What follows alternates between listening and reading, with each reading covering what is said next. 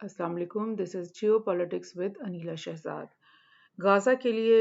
दुनिया भर में मुसलमान ममालिक के अंदर डिप्लोमेसी का एक सिलसिला शुरू हो रखा है और बहुत खुश आइन बात है कि सऊदी अरब और ईरान डायरेक्टली इस डिप्लोमेसी में शामिल हैं, तुर्की इसमें शामिल है। लेकिन सवाल ये पैदा होता है कि क्या गाज़ा के लोगों के पास इतना वक्त है कि वो इस स्लो और स्टडी किस्म की डिप्लोमेसी का इंतज़ार कर सकें? क्या उनके पास कुछ घंटे हैं, कुछ दिन हैं और उनका अंजाम क्या होने वाला है इस सारी डिप्लोमेसी के होते हुए? और ये डिप्लोमेसी की क्या शक्ल है, क्या सूरत हाल है, पहले तो हम ये देखते हैं। सबसे पहले तो ये कि ईरान के जो प्रेसिडेंट है रईसी और सऊदी क्राउन प्रिंस एमबीएस जो हैं उनके बीच में फ़ोन कॉल हुई है और ये परसों से ये सिलसिला शुरू हो रखा है और ये बहुत ही खुशाइन बात है कि ये दो ममालिक जो कि पहले एक दूसरे से बात करने के लिए तैयार नहीं थे, एक दूसरे के खिलाफ प्रॉक्सी वॉर्स कर रहे थे पूरे मिडल ईस्ट में और पूरे रीजन में, वो आज जो है मिल बैठे हैं और उन्होंने फ़ोन पे बात की है कि किस तरह से हम ये हमास और इज़राइल के बीच में कॉन्फ्लिक्ट को ख़त्म करें। लेकिन प्रॉब्लम यही जो मैंने आपसे कही कि क्या गाज़ा के लोगों के पास इतना वक्त है कि वो इनकी स्लो और डिप्लोमेसी का इंतज़ार कर सकें। बहरहाल एक और जगह से देखते हैं, Iran Raisi Saudi Arab MBS discuss Israel Hamas war और ये दोनों जो डिस्कशन कर रहे हैं उसमें ये मैं आपको बता दूं कि ईरान जो है वो बहुत खुलकर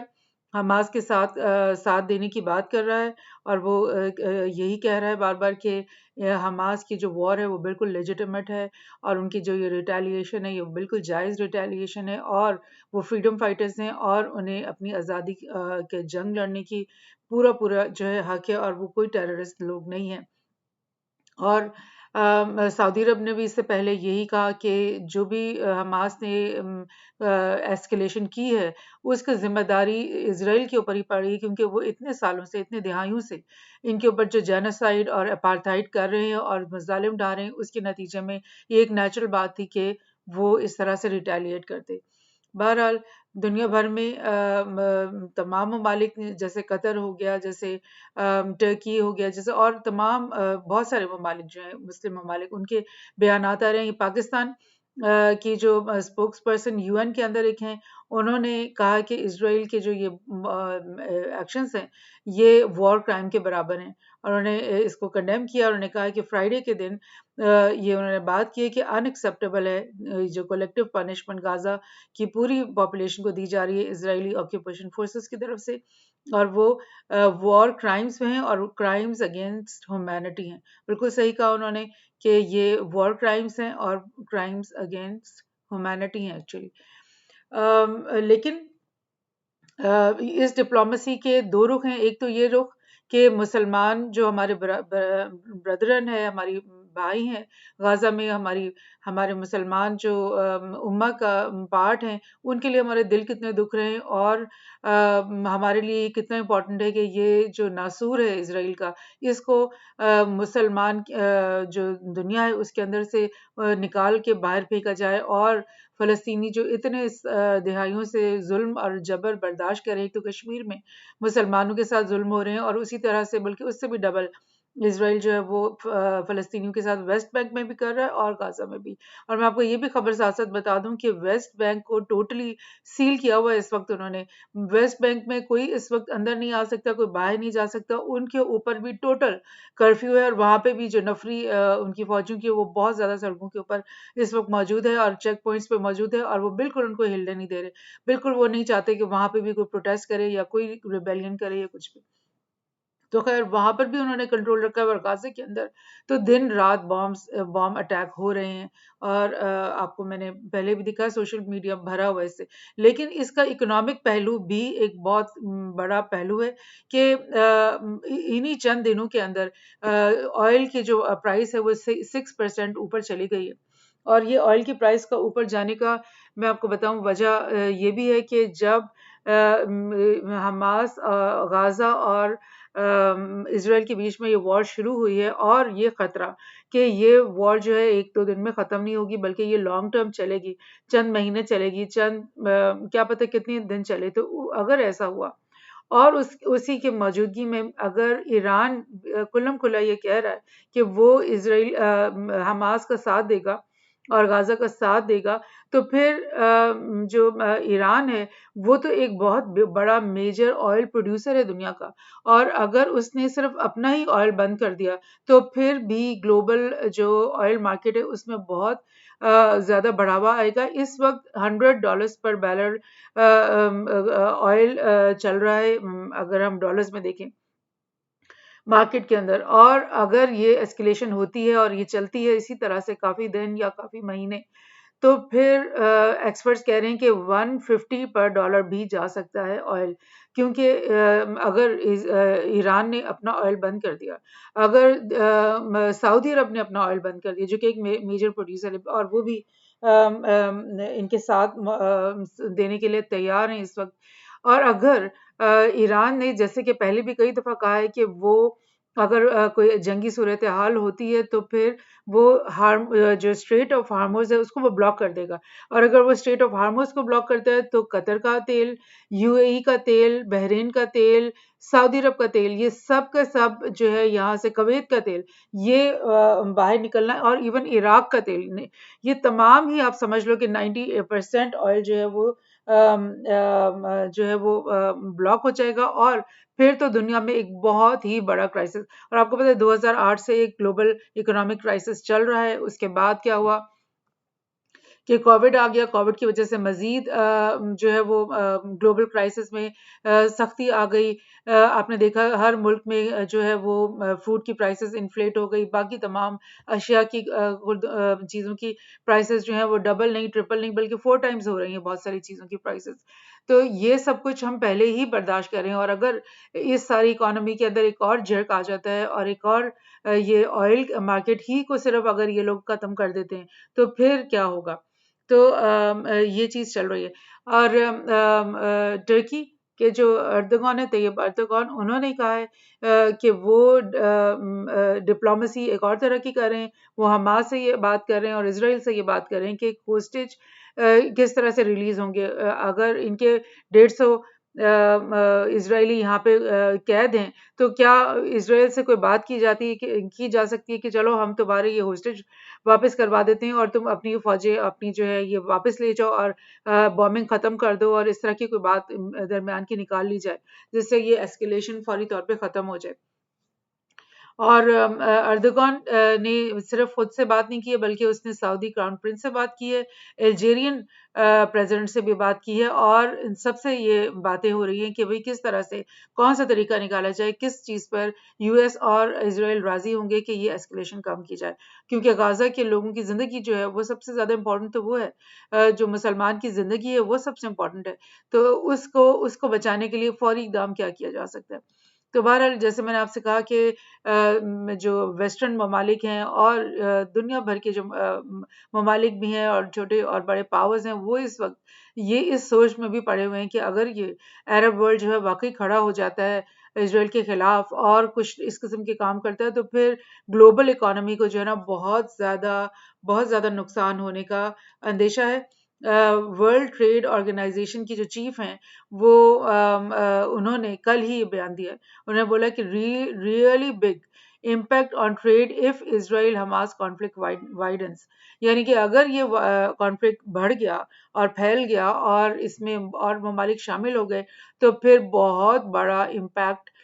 होने लगा है ट्रेड के ऊपर, क्योंकि आपको पता है कि ग्लोबल ट्रेड वैसे भी रिसेशन की तरफ जा ही रही है, पहले भी रिसेशन में चल रही है, लेकिन मजीद और शदीद किस्म के डिप्रेशन रिसेशन के बारे में एनालिस्ट मुस्तकिल बात कर रहे हैं। और अगर इस सारी सिनेरियो के अंदर इस तरह का यूक्रेन वॉर अभी ख़त्म नहीं हुई है और उसके बीच में यहाँ पे गाज़ा और इसराइल की वॉर अगर तूल पकड़ लेती है, तो फिर ग्लोबल इकोनॉमी को एक बहुत बड़ा मजीद धक्का पड़ने वाला है, और हो सकता है बहुत सारे मुल्क डिफ़ॉल्ट होना शुरू हो जाएं। हो सकता है यूएस डिफ़ॉल्ट हो जाए, क्योंकि यूएस को आईएमएफ ने भी वार्न कर दिया कुछ दिन पहले कि तुम लोग अब मजीद कर्ज पे कर्ज नहीं ले सकते और तुम लोग इस तरह अपनी इकोनॉमी नहीं चला सकते। सो ये चीज़ें भी अगर आप देखो तो एक तरह से डिप्लोमेटिक रोल प्ले कर रही हैं गाज़ा के लिए, गाज़ा के हक़ में ये चीज़ें रोल प्ले कर रही हैं, बिकॉज़ ज़ाहिर है पूरे वेस्टर्न ममालिक और यूएस का ये प्रेशर तो होगा इज़राइल के ऊपर कि ग्लोबल इकोनॉमी पहले ही रिसेशन में जा रही है और तुम लोग इस वक़्त अपनी हठधर्मी में इतने बड़े-बड़े ये जो बॉम्बिंग कर रहे हो और ये सब कर रहे हो, तो उसकी वज़ह से तुम हाथ से हमारे मामलात ना निकल जाए और अरब वर्ल्ड जो है वो हमारे खिलाफ इस वक्त खड़ा ना हो जाए। तो ये भी एक तरह की डिप्लोमेसी ही चल रही है। इसी में आपको बता दूं कि यूरोपियन यूनियन के टॉप एनवॉय जो हैं वो बोरेल उनका नाम है, जोसेफ बोरेल। वो जो है चाइना पहुंच गए, क्योंकि आपको मैंने पिछले पॉडकास्ट में भी ये बताया था कि चाइना और रशिया इस वक्त ईरान के साथ खड़े हैं, सऊदी अरब के साथ खड़े हैं, ये सब एक पार्टी बने हुए हैं इस वक्त। और डेफिनेटली इस पूरे मामले के बीच में चाइना का भी बहुत बड़ा असर रसूख है, बिकॉज चाइना ने ही तो ईरान और सऊदी अरब की दोस्ती करवाई थी। और डेफिनेटली ये एक पॉसिबिलिटी है कि चाइना और रशिया भी इस मामले में इनके साथ खड़े हों कि हमास ने ये जो अटैक किया, बिकॉज ये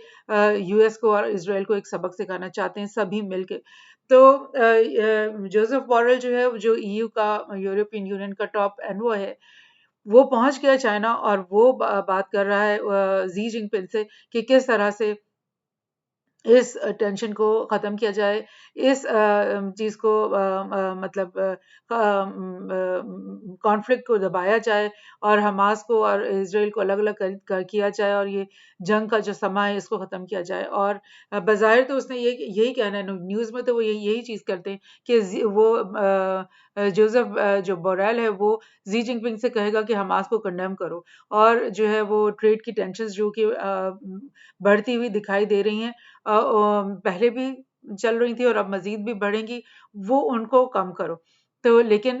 ज़ी कभी भी हमास को कंडेम नहीं करेगा। ज़ी ने पहले भी जो बयानात दिए हैं, उनसे यही पता चलता है कि वो हमास और गाज़ा और पैलेस्टीनियंस के साथ खड़ा हुआ है। लेकिन जोसेफ बोरेल जो है, वो कोई ना कोई दरमियानी रास्ता इस वक़्त निकालने के लिए यहाँ पर पहुँचा हुआ है। और ये देखिए, ब्लूमबर्ग ने भी यही एक एनालिसिस निकाला है कि wider war in middle east could tip the world economy into recession, कि पहले ही रिसेशन में चल रही थी इकोनॉमी, और अगर ये वॉर बढ़ गई और मुसलमान मुल्क जो हैं वो तन गए और पैलेस्टीन के साथ खड़े हो गए और मुख्तलिफ तरीकों से उन्होंने अपने हरबे इस्तेमाल करने शुरू, हो सकता है कि कोई भी मुसलमान मुल्क जो है वो अपनी आर्मी गाज़ा में ना उतारे, वेस्ट बैंक में ना उतारे, और वो इसराइल के साथ फेस टू फेस कॉन्फ्लिक्ट नहीं करना चाहिए, लेकिन वो इतने पावरफुल हैं कि वो अपने ऑयल की वजह से, वो अपने मज़ीद जियो पोलिटिकल मज़ीद हरकतों की वजह से या यूक्रेन में ऐसा दबाव डाल दें या कुछ भी ऐसा करें कि मतलब इनको बहुत ज़्यादा नुकसान हो, वेस्ट को भी और इसराइल को भी। तो इसलिए ये जो वो बात कर रहे हैं कि ग्लोबल इकोनॉमी जो है वो रिसेशन में जाने वाली है अगर ये वॉर फौरी तौर पे ना रुकी। तो this is also part of a global diplomacy which is going on. एक और बड़ी इंटरेस्टिंग खबर, जो कि एक फेक न्यूज़ बाद में साबित हुई, लेकिन पूरे सोशल मीडिया में ये कल चलती रही कि कतर जो है उसने कतर के जो प्रिंस हैं उन्होंने ये ऐलान किया है कि वो अपनी गैस सप्लाई दुनिया के लिए जितनी भी वो बेच रहे हैं अपनी गैस और ऑयल, वो सब बंद कर देंगे। और क्योंकि अगर गाज़ा के ऊपर बॉम्बिंग ना रोकी गई फौरी तौर पे, तो हम भी ये सारी सप्लाई फौरी तौर पे बंद कर देंगे। लेकिन उसके बाद मुख्तलिफ जो न्यूज़ है, ये दोहा न्यूज़ कतर की ही न्यूज़पेपर है, इन्होंने भी ये कहा कि ये गलत न्यूज़ थी, एक फेक न्यूज़ थी। लेकिन आप ये सोचो कि एक फेक न्यूज़ होने के बावजूद इसका इतना इम्पैक्ट था कि पूरा सोशल मीडिया ने इसको कैरी किया। और आप सोचें कि अगर वाकई कतर ऐसा कर दे तो ग्लोबल इकोनॉमी को एक दिन में कितना बड़ा धचका लग सकता है। और इससे आपको ये समझ में आ रहा है कि मुसलमान कंट्रीज इस वक्त कितनी पावरफुल हैं, अगर वो चाहें तो वो कितना नुकसान पहुंचा सकती हैं वेस्टर्न इकोनॉमीज को, वेस्टर्न कंट्रीज को। बहरहाल ये मैं आपको थोड़ा सा एक क्लिप दिखाना चाह रही थी। कि क्या हो रहा है, बॉम्बिंग का क्या हालात हैं, किस तरह से इनके जो शहर गाज़ा का शहर वो मुकम्मल तौर पे तबाह किया जा चुका है। इसके अंदर इमारतों में से कितनी लाशें निकली होंगी, कितने ज़ख्मी निकले होंगे और कितने मोहल्ले, कितने जो वो हैं, मतलब एक-एक बॉम्ब नहीं यहाँ पे, मतलब आप समझ लो कि बॉम्ब आप ये समझ लो कि जैसे कि मैंने कल भी आपसे शेयर किया कि कुछ खबरों के मुताबिक लाइक 30 सेकंड के बाद एक बॉम्ब यहाँ पे गिराया गया है। और ये मैं आपको बता दूं कि कल जो खबर निकली थी कि इसराइल ने ये बोला कि नॉर्थ गाजा में से आप जो 11 लाख जो गाजा के लोग हैं उनको इवैक्यूएट करवा दो, क्योंकि हमने वहां पर ग्राउंड इन्वेजन करनी है। सो ये चीज सुनने के बाद हजारों, ज़ाहिर है, इनको पता चल गया कि इनके टैंक्स अंदर आने वाले हैं, इनकी बॉम्बिंग भी होगी और बेशुमार ये हमारे पे जुल्म करेंगे, तो हजारों की तादाद में तो वहां से लोग निकले हैं। लेकिन आप देखो कि 11 लाख में से चंद हज़ार अगर निकल भी जाते हैं, तो फिर भी मेजर पॉपुलेशन तो वहीं रहेगी। और क्योंकि वो जाएँ कहाँ? बात तो ये है कि साउथ गाज़ा कौन-सा खाली पड़ा है, वो भी तो भरा हुआ है। और इन सबको पता है कि यहाँ से ब खाली करेंगे, तो फिर 4 दिन के बाद वो कहेंगे कि आप साउथ गाज़ा से भी खाली कर दो, तो फिर जाएँगे ये कहाँ? तो लिहाज़ा हमास ने भी यही कहा है कि तुम लोग यहाँ से ना हिलो, अपने घरों को ना छोड़ो, हम यहाँ हैं, हम करेंगे, देखेंगे, जितना भी हो सकेगा हम करेंगे। तो ये सब मतलब इतनी मखदूश सिचुएशन यहाँ पे चल रही है। और क्योंकि हम बात कर रहे थे कि डिप्लोमेसी क्या चल रही है इसमें, मैंने आपको सोचा कि दिखाऊं कि पूरी दुनिया में जो मुसलमान ममालिक के अंदर ये प्रोटेस्ट चल रहे हैं, ये इराक है। इराक का कैपिटल सिटी बगदाद है, जहाँ पर ये प्रोटेस्ट चल रहे हैं। और बेशुमार जो लोग आपको यहाँ पे दिखाएंगे, पूरी जो उनकी बड़ी हाईवे है वो पूरी की पूरी अब भरी हुई, लाखों लोग यहाँ पे जमा हैं और ये प्रोटेस्ट कर रहे हैं कि गाज़ा के साथ, फ़लस्तीन के साथ ये जो मज़ालिम हो रहे हैं, ये बंद किए जाएँ। और ये आप देखो, ये वही बगदाद की ही ये क्लोज़अप है। और ये देख लें किस तरह से ये इज़राइल के झंडे को जला रहे हैं और किस तरह से प्रोटेस्ट कर रहे हैं और कह रहे हैं कि ये ख़त्म कर दिया जाए। ये मैं आपको बताऊँ, ये यमन के अंदर प्रोटेस्ट है, ये वहाँ की तस्वीर है। वहाँ पे भी आप देख रहे हो कि बेशुमार लोग जो है यहाँ पर भरे पड़े हैं और प्रोटेस्ट कर रहे हैं। और ये देखें, ये कराची का पाकिस्तान के शहर कराची में ये हो रहा है, प्रोटेस्ट हो रहा है। और ये गाज़ा का, फ़लस्तीन का फ्लैग लेकर ये लोग प्रोटेस्ट कर रहे हैं। और ये देखिए, ये रोम, इटली का शहर रोम है, वहाँ पर ये प्रोटेस्ट हो रहा है। और जहाँ पे भी मुसलमानों की आबादी, ये भी कराची, ये भी पाकिस्तान पंजाब के अंदर ये हो रहा है। और ये आप देखें कि ये अफ़गानिस्तान के अंदर ये प्रोटेस्ट हो रहा है। मतलब कोई भी जगह ऐसी नहीं है। स्पेशली कल फ्राइडे के दिन, फ्राइडे प्रेयर्स के बाद बहुत ज़्यादा ममालिक के अंदर ये सब चलता रहा है। ये आप देखें कि श्रीलंका, अल जज़ीरा ने ये रिपोर्ट बनाई है। श्रीलंका का उन्होंने ये दिखाया है कि वहाँ पे प्रोटेस्ट हो रहे हैं। स्पेन के अंदर ये देखें प्रोटेस्ट हो रहे हैं। और ये इंडोनेशिया का ये है, यहाँ पर प्रोटेस्ट हो रहे हैं। और ये आप देखें हेग में, नीदरलैंड्स के अंदर ये प्रोटेस्ट हो रहे हैं। और ये मेक्सिको के अंदर प्रोटेस्ट हो रहे हैं। यानी कि जहाँ जहाँ मुसलमान हैं। और ये देखें जेनेवा में यूएन हेडक्वार्टर्स के सामने मुसलमानों ने ये प्रोटेस्ट किया है। और ये फ़लस्तीन के जो झंडे हैं वो सामने लहराए हैं। और ये तो वही इराक है। और ये देखें ऑस्ट्रेलिया के अंदर कैनबरा, यहाँ पे प्रोटेस्ट हुए हैं। और ये देखें आप वेनेज़ुएला, वहाँ पे मुसलमान आबादी है, वहाँ पे भी प्रोटेस्ट हुए हैं। इवन जो मुसलमान नहीं भी हैं वहाँ पर, फिर भी जो एज अ ह्यूमैनिटेरियन थिंग, तो सभी लोग प्रोटेस्ट कर ही रहे हैं। और ये आप देखें कि ये टर्की इस्तांबुल की एक तस्वीर। और ये आप देखें कि ये जॉर्डन की एक तस्वीर। तो मुसलमान ममालिक में तमाम जगह पर ये प्रोटेस्ट हो रहे हैं। लेकिन बात वही है जहाँ से हमने बात शुरू की थी कि ये तमाम डिप्लोमेसी और ये तमाम चीज़ों के बावजूद क्या गाज़ा के लोगों के पास इतना वक्त है? क्या आज या कल इज़राइल के ट्रूप्स अगर एंटर हो जाते हैं और आज या कल उनकी बॉम्बिंग इतनी ज़्यादा शदीद कर देते हैं कि उनके मज़ीद हज़ारों लाखों लोग मज़ीद मारे जाएँ, तो फिर इस डिप्लोमेसी का क्या फ़ायदा है? उम्मीद फिर भी हम यही करते हैं कि इंशाल्लाह अंदर ही अंदर, अंडर द टेबल, ये लोग इतना प्रेशर डालें इसराइल के ऊपर और यूएस के ऊपर और बाकी वेस्टर्न ममालिक पे कि वो इसराइल को बाज कर दें, इस तरह की बेईमाना उनकी जो हरकतें हैं उससे बाज कर उनको पीछे हटाएं और कोई टॉक्स की तरफ बात को लेकर जाएं। Thank you.